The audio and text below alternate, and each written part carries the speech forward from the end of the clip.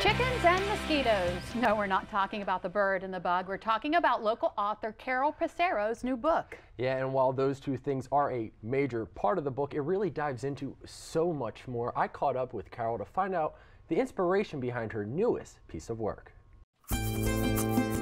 Retired Delaware educator Carol Psaros spent 35 years working throughout the First State. She taught at both the high school and college levels. She even worked at the state's Department of Education. But it wasn't until she retired in 2000 that Carol found time for another passion. I always enjoyed writing. I was an English major in college.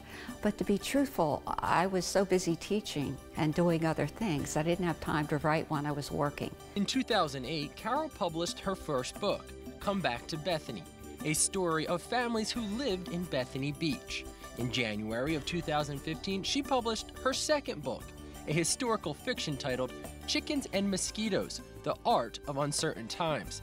It's a story that takes place in Sussex County throughout the 1930s, and its inspiration came from close to home. What really led me to write this book was, as a child, I listened to my parents talk with their friends, and they would talk about depression. When the topic of the depression would come up, they would say, oh, terrible times. They were just terrible times, and they would move on to another subject. But after Carol found her father's scrapbook, she realized that depiction was only part of the story. And as I went through these scrapbooks, it just blew my mind of things that he had done that I had no clue, particularly his 6 years in the Civilian Conservation Corps camps in Delaware. I mean, I knew he had been a high school history teacher, but I didn't know about the Depression or what it meant. And the times were terrible. I mean, he was forced to drop out of college. He was born and raised in Delmar, Delaware. He had to drop out of college when the stock market crashed.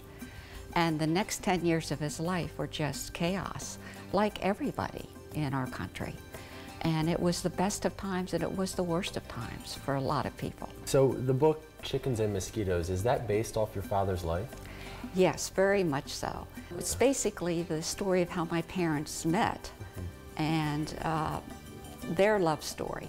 That love story is woven throughout the entire book, but Carol said she couldn't have told a story about Sussex County in 1935 without talking about chickens. That was the industry that protected Delmarva during the Depression, because it was not boring here in Ocean View at Sussex County in 1935.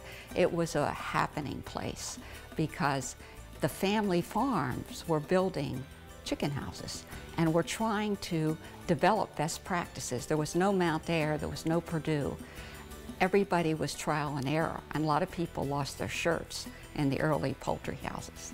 So I wanted to put people back to that uncertain time, not only of the Depression, the economic uncertainty, but the pressure of the early chicken houses and trying to make a living when you don't know what you're doing.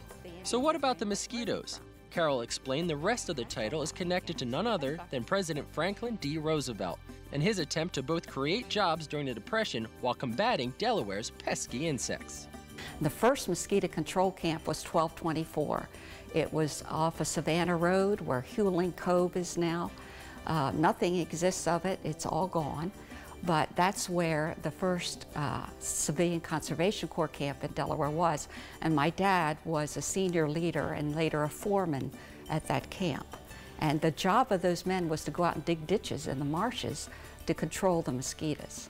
The book also touches on prominent Sussex County historical figures like Cecil Steele, who invented the chicken house, and Jack Lewis, a painter who was hired to depict scenes from the Conservation Corps camps. And I think it's a wonderful story of how resilient hearts banded together through tough times. And we can learn a lot, our school kids can learn a lot by reading about the 1930s. In fact, Carol says she hopes her books make their way into our local schools. I'd like to see it be read as extra credit or even as part of a curriculum if it could be worked in, because times were tough. And people banded together, helped each other out. Banks lent money in a very creative way.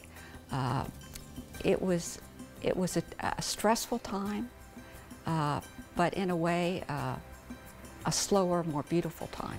Now, if you're interested in picking up a copy of Chickens and Mosquitoes, it's available at multiple stores around Delmarva as well as online. I think I am going to pick up a copy. I love history, I love stories, and it's local. It is. It's great. And Carol, you know, she knows so much about the area. It was a great afternoon I spent with her. Awesome. All right, and thank you for watching DelmarvaLife. Tomorrow, there's no greater pain than when a doctor looks at you and says your child is sick. And imagine being told there's no cure.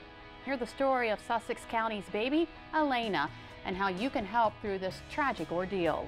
Imagine if a medical mystery impacted your fur baby. We learn more about a rare disorder that causes little Adam to be allergic to humans. DelmarvaLife, life at its best here on Delmarva. Now don't go anywhere. WVOC News at 6 starts right now.